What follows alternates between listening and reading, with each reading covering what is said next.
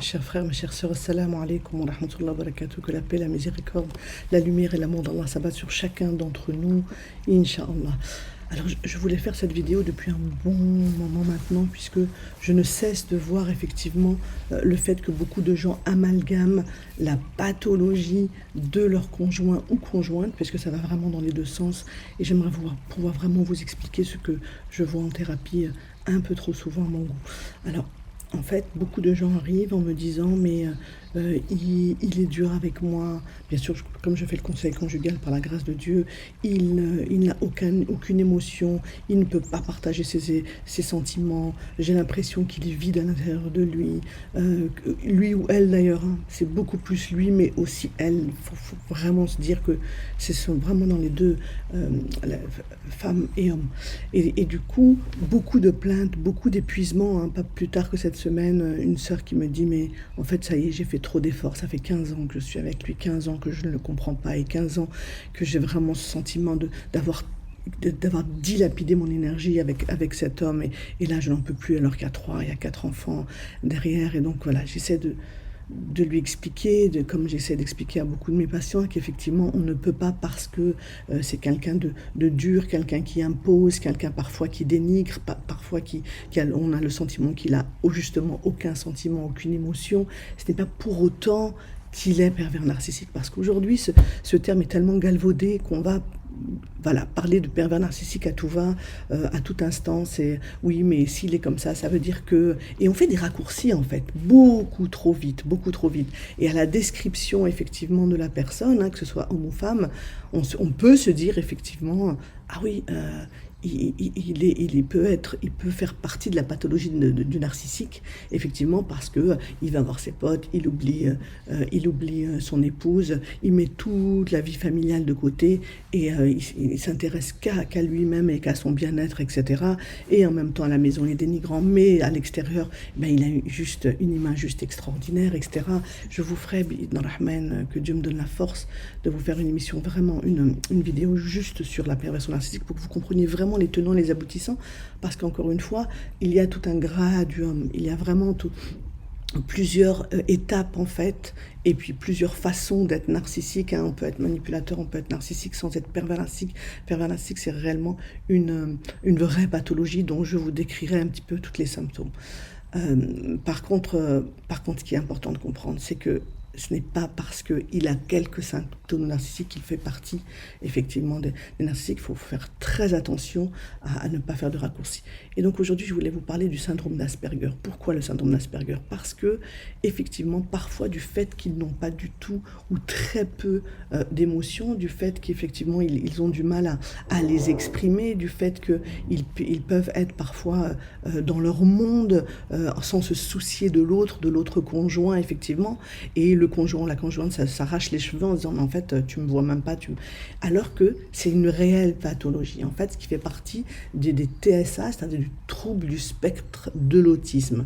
Alors aujourd'hui dans le DSM-5, alors le DSM-5 c'est la classification des maladies mentales de façon internationale, donc plutôt américaine, mais on l'utilise plus ou moins ici, plus que moins, et du coup le syndrome d'Asperger n'existe plus. En fait, ils ont changé de nom, en fait. Ok, on va pas rentrer dans les détails. Donc, il fait partie de ce que je vais vous décrire aujourd'hui, hein, avec plusieurs points. Il fait vraiment partie du spectre de l'autisme, c'est-à-dire qu'ils ne veulent pas faire, avant on appelait ça le autisme de haut niveau. Ce sont des gens qui n'ont aucune déficience intellectuelle, qui sont très intelligents, donc ils ne faisaient pas partie, on les avait séparés du simple autiste qui peut avoir une déficience intellectuelle, alors que le syndrome Asperger, pas du tout. Donc c'est quoi de l'autisme? C'est avoir des problèmes au niveau relationnel, vraiment. C'est-à-dire avoir des problèmes au niveau, avoir des soucis de relations, que ce soit au travail, ce sont des gens qui peuvent être juste extraordinaires, très intelligents, qui peuvent vraiment nous apprendre énormément de choses, mais qui ont un domaine de prédilection en règle générale. Un domaine de prédilection on va le voir dans les détails tout à l'heure, mais un domaine de prédilection, et effectivement, en dehors de ça, il est difficile de se créer des relations saines avec les autres. Donc c'est les interactions sociales qui sont vraiment mises à mal dans tout ce qui est autisme. Et donc du coup là, l'Asperger c'est quand même un peu spécifique, hein, un petit peu, donc c'est une personne qui s'appelle Asperger justement qui a donné son nom à la maladie.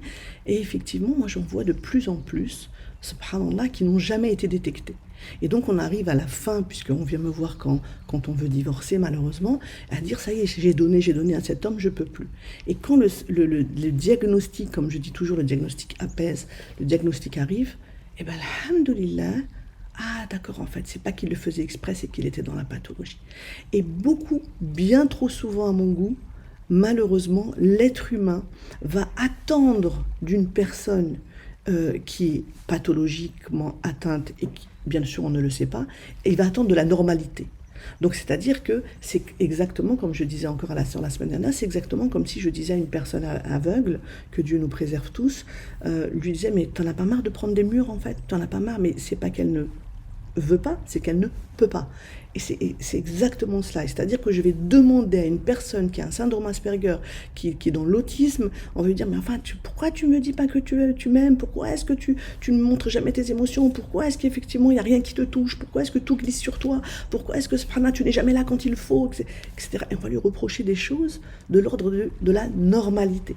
Alors qu'on ne sait pas. Et c'est pour ça que Rabbi subhanahu wa ta'ala nous dit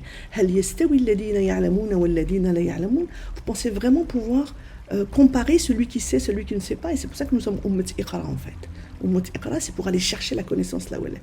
Et c'est vrai que j'arrive à recevoir ces femmes, mais parfois ces hommes également, qui sont dans le désespoir le plus grand, parce qu'ils ont l'impression d'avoir donné, mais tout ce qu'ils ont fait, c'est qu'ils ont cogné leur tête contre le mur pendant des années, parce qu'ils pensaient que cette personne était normale, alors qu'elle était dans cette pathologie-là, qu'on appelle le syndrome d'Asperger. Et donc j'ai voulu vraiment vous donner 20 clés de compréhension, voilà, pour essayer de voir est-ce que vous vous y reconnaissez, est-ce que vous reconnaissez là-dedans, est-ce que vous connaissez vos proches là-dedans. Et c'est important de pouvoir vraiment comprendre avec qui je vis, qui est cette personne-là que je ne comprends pas, parce que là je vois, par exemple avec la sœur, 15 ans de vie commune, je ne le comprends pas. Je ne sais pas qui il est. J'ai l'impression d'être colocataire avec lui. Et pareil si c'est une épouse. Et donc il est important, subhanallah, nous sommes iqra, c'est important de mettre des mots sur nos mots, comme je le dis à chaque fois. Et donc voilà, c'est parti, on va partir sur les 20 clés de compréhension du syndrome d'Asperger. Bien entendu, alors la liste n'est pas exhaustive, bien entendu, et qu'un vrai diagnostic ne se pose effectivement qu'avec un vrai spécialiste, d'accord? Et donc, il y a des tests à faire. Rapprochez-vous du CRA, du Centre de recherche pour l'autisme. Il y en a un par région, et donc il est important de pouvoir prendre rendez-vous si, bien sûr, vous reconnaissez dans ces 20. Mais je pense que vraiment, si vous reconnaissez dans ces 20 clés, il va falloir absolument consulter pour pouvoir assigner le diagnostic. Et c'est comme ça que ah oui, ok, je comprends. Il ne le fait pas exprès, elle ne le fait pas exprès, ça relève de la pathologie. Et ensuite seulement, on va pouvoir prendre la décision de se séparer, de ne pas se séparer. Et c'est ça que j'alerte mes patients, surtout lorsqu'il y a des enfants derrière. Et moi, je vois bien les dégâts. Je vois bien les dégâts tous les jours. Des adolescents, des enfants, des adolescents qui ont grandi sans le papa, parce que le père, ça reste le repère. D'accord? Au-delà du narcissisme et on en refera une vidéo, Inch'Allah, du narcissisme exacerbé d'une personne qui, effectivement, d'une façon pharaonique, va imposer et dénigrer et humilier et violenter. Ça, c'est un autre problème. Mais à partir du moment où, effectivement, vous le reconnaissez, vous la reconnaissez dans ces symptômes-là, posez vite le diagnostic et ensuite seulement, une fois que le diagnostic est posé, on va essayer effectivement de se dire, ok, fais l'istikhara, la salade de la consultation, pour savoir si effectivement, est-ce que moi j'ai encore la force aujourd'hui de rester avec la personne ou pas, mais au moins je fais l'istikhara en connaissance de cause. Voilà pourquoi j'ai voulu faire cette vidéo, en connaissance de cause. N'amalgamez pas tout, s'il vous plaît, ne mettez pas tout sur le dos de la perversion narcissique, encore une fois, parce que non, tout le monde n'est pas pervers narcissique, c'est vraiment une infime partie des gens sur Terre. Donc voilà, il faut faire très très attention de ne pas se tromper. On y va, 20 clés de compréhension du syndrome d'Asperger. Alors on est parti. Bismillah. En fait, le syndrome d'Asperger, donc comme je vous ai dit, qui fait partie du TSA, du trouble du spectre de l'autisme, dans le trouble de l'Asperger, il n'y a pas de déficience intellectuelle ni de retard de langage. C'est important de comprendre ça, D'accord? Parce qu'effectivement, pour beaucoup, ah ben, il n'a pas de retard, s'il est si intelligent, il ne peut pas être autiste. C'est faux. D'autant plus que le syndrome d'Asperger, il y a une proximité entre les caractéristiques du HP et du syndrome Asperger, c'est-à-dire du haut potentiel. Parfois, un syndrome d'Asperger, eh ben on va penser qu'il peut être aussi HP parce qu'ils sont des gens intelligents, mais il faut savoir qu'on peut avoir les deux. On peut être HP, c'est-à-dire haut potentiel, mais on peut aussi avoir un syndrome d'Asperger totalement associé. Donc c'est important de comprendre cela réellement. Donc c'est pour ça qu'il est important aussi de pouvoir aller faire un test de QI. Et en règle générale, la personne, le neuropsychologue ou la neuropsychologue qui va vous faire le test de QI va tout de suite comprendre et voir en fonction des interactions, du regard, si on accroche le regard ou pas, la façon avec laquelle la personne va pouvoir se positionner pendant le test. En tout cas, on a beaucoup d'éléments au-delà du HP qui peut apparaître dans le test. Donc, ce qu'il faut comprendre, c'est que les 20 clés que je vais vous donner là sont des symptômes qui peuvent être présents maintenant ou avoir été présents à un autre moment de la vie. C'est-à-dire que ça peut être présent encore maintenant, mais ça a pu être présent juste pendant l'enfance ou pendant l'adolescence. Donc, c'est pour ça que c'est important vraiment de se poser, de se dire « Ah ça, ah non, c'est pas moi, oui, mais je l'ai eu quand même ». Donc ça, c'est important quand même de comprendre cela pour ne pas se perdre. Et puis, juste après, donc, première des choses, je pense qu'il y a de plus important à comprendre,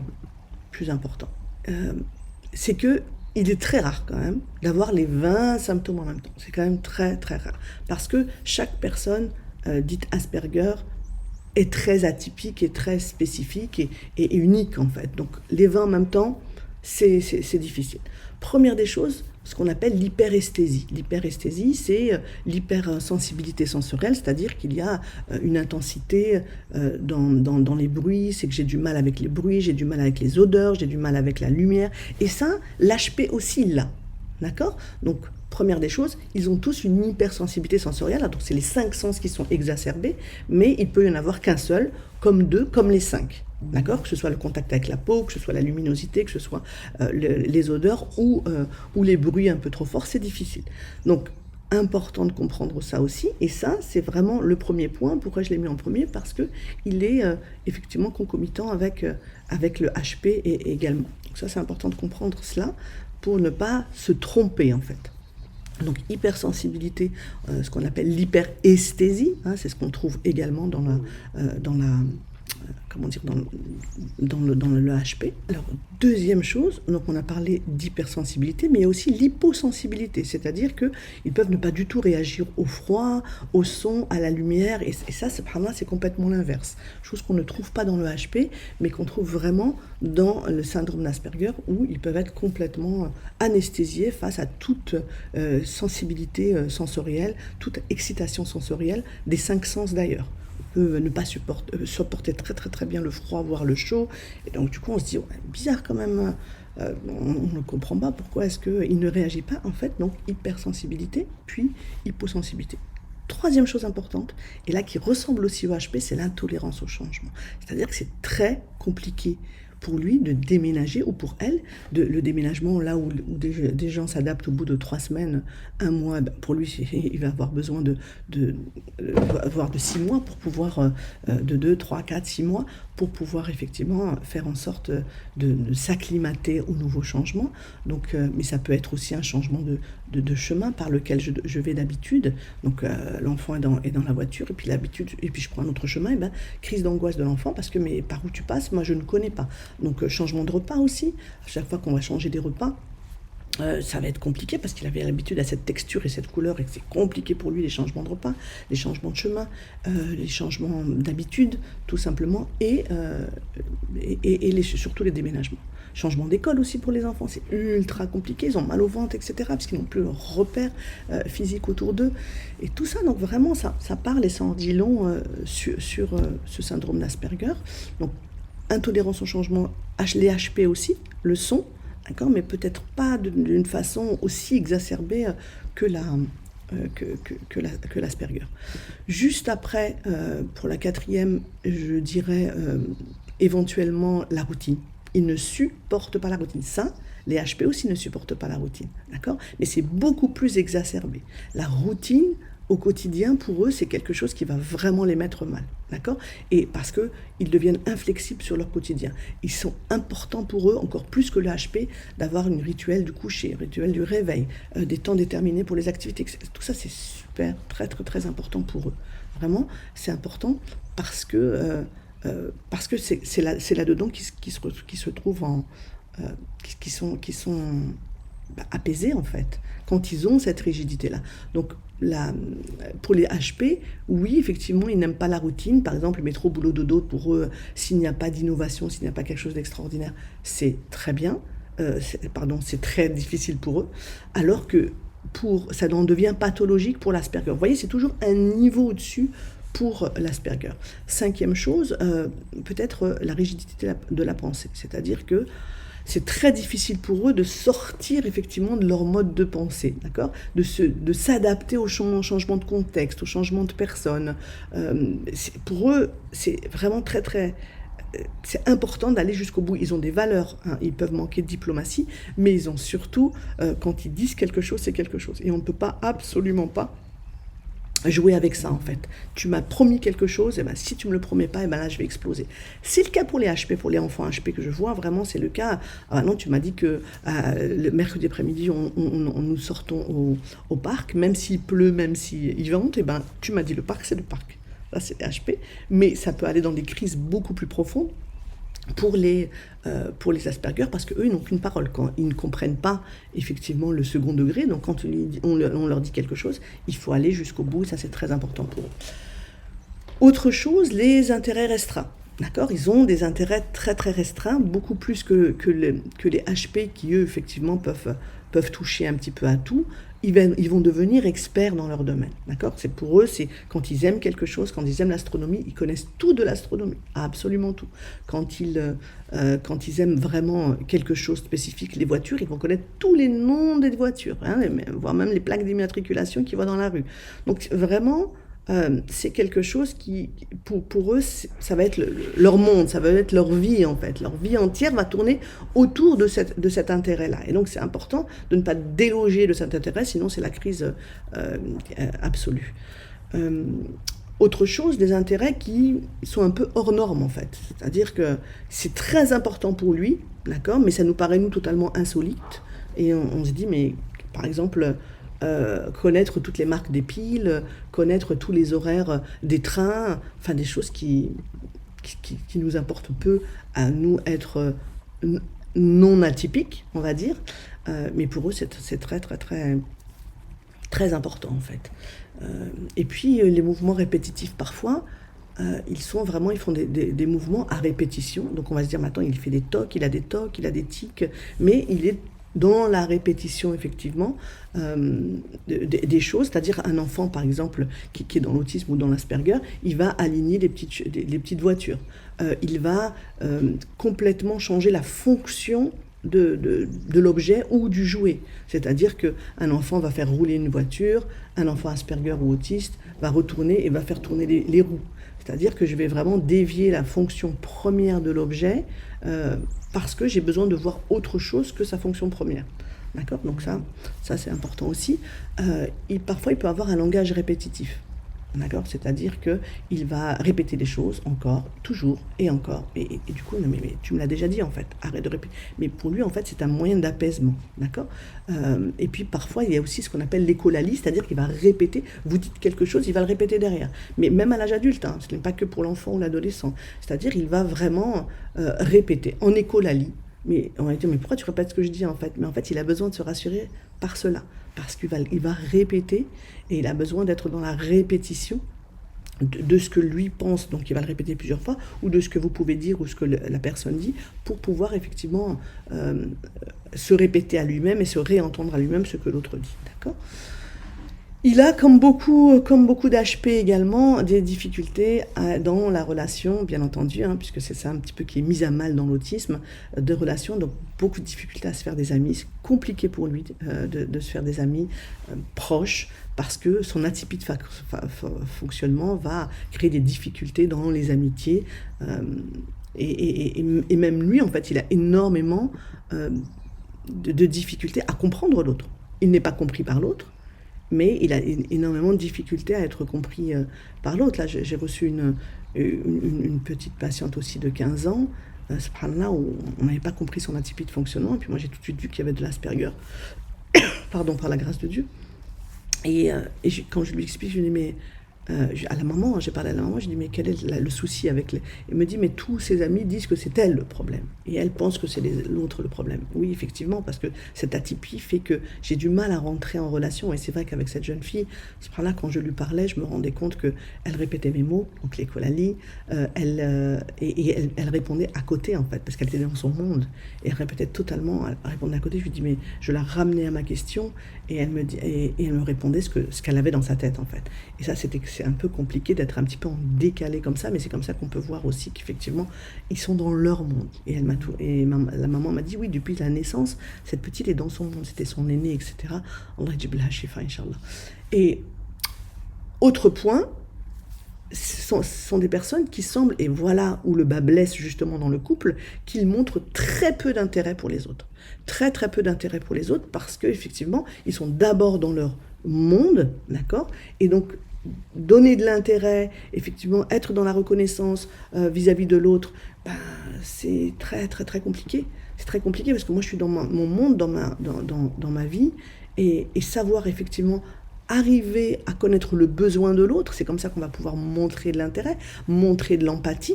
Donc moi j'ai beaucoup de couples qui me disent, mais là, il a aucune empathie en fait, empathie zéro, il en a rien à faire, il peut se passer quoi que ce soit, et moi je peux pleurer devant lui, et c'est ça qui est très difficile pour certaines femmes, qui ne comprennent pas, qui ont besoin de compassion, qui ont besoin de reconnaissance, qui ont besoin de gratitude, etc. Et rien du tout. Et c'est pas qu'il est mauvais en fait. Il peut être extraordinaire, et d'ailleurs elles le disent, parfois il peut être extraordinaire, mais c'est cette pathologie-là, et c'est ça que vous devez comprendre mes très chères sœurs, qui va empêcher cet homme de vous exprimer. Alors au-delà du fait qu'effectivement, dans notre communauté, on a beaucoup de mal à exprimer ce qu'on n'a pas reçu, etc., notamment la démonstration affective, mais au-delà de ça, effectivement c'est un vrai handicap où je ne vais pas atteindre et je ne vais pas pouvoir comprendre tes besoins, donc je ne vais pas pouvoir y répondre si toi tu ne me les verbalises pas. Vous voyez, c'est le genre d'épouses qui me disent, mais il a raté mon anniversaire, voilà, mon anniversaire de mariage, pas de cadeau, pas... Mais en fait, si on ne lui dit pas, il ne peut pas se rendre compte effectivement de l'importance que ça a pour vous, en fait. Et c'est pour ça qu'il faut verbaliser, au-delà du fait qu'une femme, elle peut anticiper, effectivement, elle va anticiper les choses beaucoup plus qu'un homme. Un homme, il a juste besoin, mais alors un Asperger, besoin qu'on lui dise, en fait, nos besoins, qu'on les verbalise. Mais encore plus un Asperger qui n'a pas du tout accès à nos propres besoins. Et c'est ça qui est difficile. Et donc, du coup, on arrive à des divorces, subhanallah, alors que c'est juste... Parce que parfois, il peut y avoir aussi des crises intempestives, etc. Donc, on va y venir. Mais ce qui est important de comprendre, c'est est-ce que ça provient de la pathologie ou est-ce que cette personne le fait vraiment exprès? Et je vois bien des sœurs qui me disent, ouais, mais en même temps, parfois, il peut être super sympa, quoi. Il peut être vraiment... On sent sa sincérité. Ah, ok. Un pervers narcissique, on ne sent pas la sincérité. Vous voyez? Inch'Allah, on en refera une vidéo. Donc, on en est au 12e point, difficulté dans les relations sociales. D'accord, ça on l'a dit, mais on le redit parce que c'est très très important. L'interaction sociale. J'ai du mal à m'ajuster au comportement en fonction du contexte social, d'accord. Quand ils étaient enfants, ils avaient énormément de mal à jouer à des jeux imaginatifs où il y a de l'imagination, où on devait vraiment créer tout un monde, puisqu'il était déjà dans un monde imaginaire, puisqu'il était dans sa bulle. C'était très difficile de rentrer en relation avec quelqu'un pour pouvoir imaginer. Donc les jeux imaginatifs, c'est très très compliqué pour eux d'imaginer, donc de se projeter, donc de comprendre notre monde à nous. Quand c'est notre conjoint, notre conjointe, c'est difficile de rentrer dans notre monde, puisqu'il est sclérosé dans son monde à lui. C'est ça qu'il faut comprendre.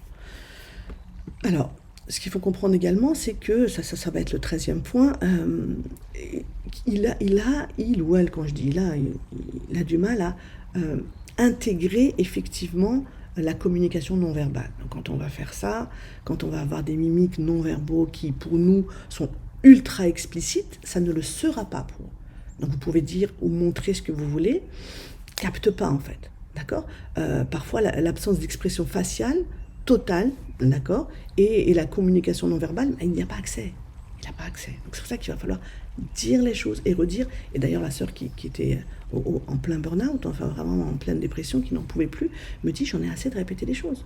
J'en ai assez, je ne peux plus. Je suis obligée de lui dire comme un enfant. En fait, j'ai pas 3 enfants, j'en ai 4.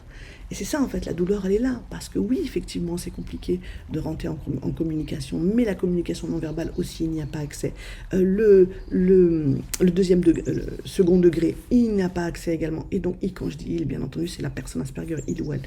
Et c'est difficile, en fait, effectivement, de rentrer en relation avec une personne comme ça. On a l'impression qu'il ne nous aime pas. Alors que non, il peut énormément nous aimer, mais ne pas le montrer comme nous voudrions qu'il nous le montre. Donc, on passe au 14e, c'est la compréhension, justement, là on va un peu plus spécifiquement, la compréhension du non-verbal, donc et un vrai déficit dans la compréhension des messages non-verbaux. Donc voilà. Donc c'est difficile pour lui de rentrer, si je ne verbalise pas les choses, si je n'écris pas les choses, c'est très compliqué de rentrer dans ce monde-là. Okay. 15e, peut-être le contact visuel, c'est-à-dire que c'est très compliqué pour lui, effectivement, de rentrer en contact. C'est difficile d'accrocher le regard. Mais regarde-moi quand je te parle, regarde-moi. En fait, il y a des anomalies dans le contact visuel. C'est vraiment... Il y en a peu de contact visuel ou pas du tout. Donc, on va penser qu'il est dans l'évitement et qu'il nous évite et qu'il fuit, qu'il est dans la fuite, qu'il ou elle, encore une fois. Alors, soit, effectivement, il peut avoir un regard très intense, sans cligner les yeux, beaucoup trop longtemps, qui va nous faire peur, on dit, mais qu'est-ce qui t'arrive, en fait, de me regarder comme ça? Ou alors être dans l'évitement le plus total. Donc, vraiment, la fixation du regard ou non, intense ou non, c'est aussi l'un des signes du syndrome d'Asperger. Ok ? Il peut également, ou elle, avoir une difficulté à avoir une conversation dite normale. D'accord ? Parce que je ne sais pas à quel moment je dois écouter, à quel moment je dois parler. Ça, c'est important de comprendre ça, c'est qu'à certains moments, c'est difficile pour lui de savoir quand est-ce que je peux prendre la parole, quand est-ce que je dois réellement écouter. Donc on a ce sentiment, mais en fait, on me dit, mais il ne m'écoute jamais en fait. Moi je répète, je dilapide mon énergie et il n'écoute pas. D'accord ? Et là, me vient à l'esprit, pendant que je vous parle, une superbe citation de Einstein, Albert Einstein, qui nous disait, la folie, pardonnez-moi, je fais juste une parenthèse, la folie, d'accord ? Comment est-ce que lui, il l'a défini? La folie, c'est de faire et de refaire toujours la même chose en pensant que quelque chose va changer derrière. En fait, arrive un moment aussi, si moi je parle et je parle et je parle et je dilapide mon énergie et il n'y a pas, eh ben je vais devoir changer de stratégie. Je ne peux pas rester ad vitam aeternam. Là, c'est des 15 ans, c'est des 20 ans à faire la même chose et c'est normal que je vais me cogner contre le mur et que je vais tomber par terre en fait. Et que c'est normal que je vais m'épuiser, burn-out, crise d'angoisse, dépression assurée en fait. Puisque sans cesse, je pensais qu'il allait...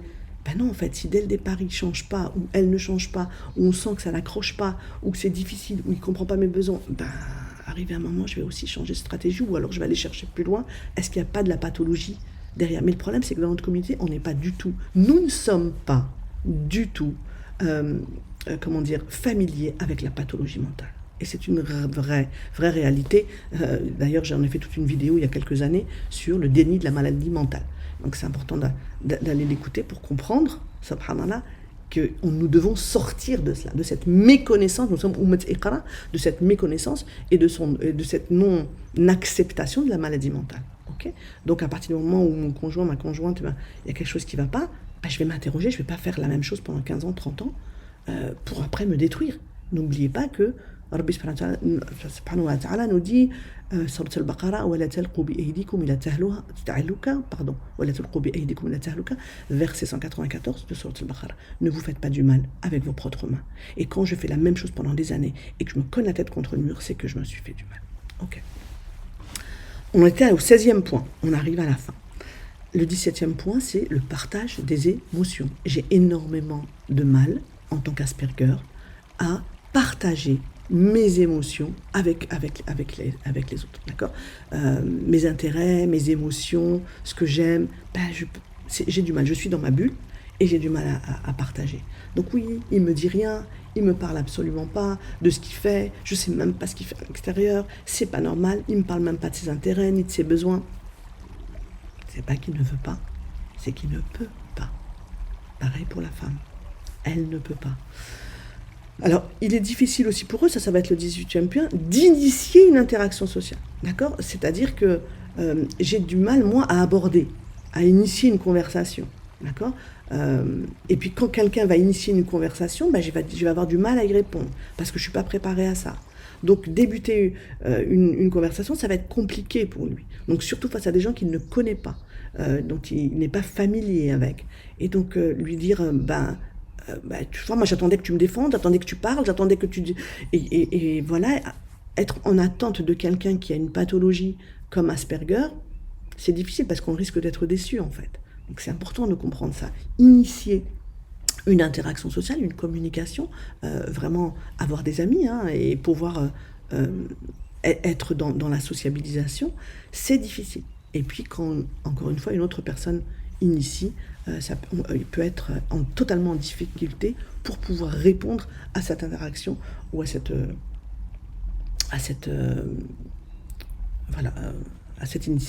initiation de langage. 19, ça je l'ai dit au début, je le redis, pas de retard de langage, d'accord? C'est un trouble du spectre de l'autisme, je le répète, sans retard de langage. Il a des mots il commence à parler vers 2 ans, d'accord? Il fait des phrases au plus tard à 3 ans. Donc on sent pas, c'est un petit peu comme le HP aussi, qui peut ne pas parler pendant jusqu'à 4 ans, et puis après faire des phrases entières, parce qu'en fait il est dans l'observation du monde. Mais il n'y a jamais de retard, ni pour le HP, ni pour le Asperger, c'est important de le comprendre. Et puis peut-être la dernière chose, d'accord, encore une fois, il n'y a pas de retard de développement cognitif, d'accord, au cours de l'enfance. On ne le voit pas du tout, pas de retard de développement intellectuel, du tout. C'est-à-dire que ce sont des enfants qui peuvent aller très très loin, qui peuvent aller jusqu'à bac plus, même. Moi je connais des docteurs, des docteurs qui sont, walillahi alhamd, Asperger, ça ne les a pas empêchés d'aller très loin et d'avoir un doctorat. Donc maintenant, le but étant de savoir si la personne, effectivement, sur laquelle vous aviez des doutes, combien de caractéristiques, d'accord, de ces 20 choses que je viens de vous donner là, combien de caractéristiques elle peut éventuellement avoir. Peut-être même, ce qui serait encore le mieux, c'est peut-être de partager cette vidéo avec la personne, que ce soit mon conjoint ou ma conjointe, mon enfant, mon ado, mon ami. Je crois que c'est important qu'ils puissent comprendre un petit peu, est-ce que je fais partie de ce syndrome, donc, qui est quand même une pathologie. Donc c'est pas du tout en rien qu'ils ne veulent pas, mais c'est qu'ils ne peuvent pas. Je crois que c'est très important de le comprendre, pour pouvoir lâcher un petit peu et ne pas être dans cette hyper exigence laquelle ils ne pourront absolument pas répondre. Et donc ça va générer que de la frustration. Moi je vois ces sœurs qui sont en peine, mais l'âme en peine, parce qu'ils n'ont jamais compris le fonctionnement de leur époux. Et donc il peut y avoir aussi parfois où, quand on les sort effectivement de leur habitude, de leur rituel, qu'ils ne comprennent pas effectivement le second degré, etc., ils peuvent exploser. Ce sont des personnes qui peuvent être explosifs, en fait. Explosés parce qu'ils se sentent en insécurité totale. Et ils ont besoin d'être sécurisés, notamment par les rituels. Et dès qu'on va leur enlever le rituel, ou changer de chemin, pour vous, c'est absolument rien, je voulais voir autre chose, et bien pour eux, c'est juste gigantesque. Et donc, ils vont vous faire une crise dans la voiture, ils vont vous faire une crise à la maison parce que d'habitude le paquet de je ne sais quoi est là, et là vous l'avez changé, les serviettes sont là, vous avez changé, tout peut être source de crise. Et donc c'est pas qu'il est pervers narcissique, c'est qu'il est Asperger, ou qu'elle est Asperger. Asperger, n'oubliez pas, faites-moi des commentaires pour savoir un petit peu, est-ce que vous êtes reconnu, pas reconnu, de quoi est-ce que vous avez besoin, dites-moi également de quel type de pathologie. Là je vous ai promis, la prochaine ça sera sur les PN, et Inch'Allah, c'est important quand même, parce que je me suis rendu compte que j'en ai quasiment pas faite du tout de vidéos sur cette pathologie-là. Donc, ça sera la prochaine Bidna Rahman. Mais si vous avez besoin de quoi que ce soit, effectivement, que je puisse parler de telle ou de telle pathologie ou de tel sujet, marhaba bikum, si je peux le faire, je le ferai avec énormément de plaisir, Bidna Rahman, pour vous, Bidna Rahman. Allahumma ya Rabbil Alamin, nas'aluka ridaka wal jannah, parce que, encore une fois, nous ne demandons que la satisfaction du divin. Puisse Allah être satisfait de nous tous, Inch'Allah ya Rabbil Alamin, wal jannah, et que nous fassions tous partie du paradis, bi'idna Rahman. Je vous souhaite un magnifique Sha'ban, vraiment. Multipliez les doigts, Inch'Allah ya Rabbil Alamin, parce que Allah istajib doigts, et un magnifique Ramadan. Le meilleur des ramadans que vous avez jamais passé de votre vie, bi'idna Rahman. C'est ce que je vous souhaite. Hafidhakum Allah. Assalamu alaikum wa rahmatullahi wa barakatuh.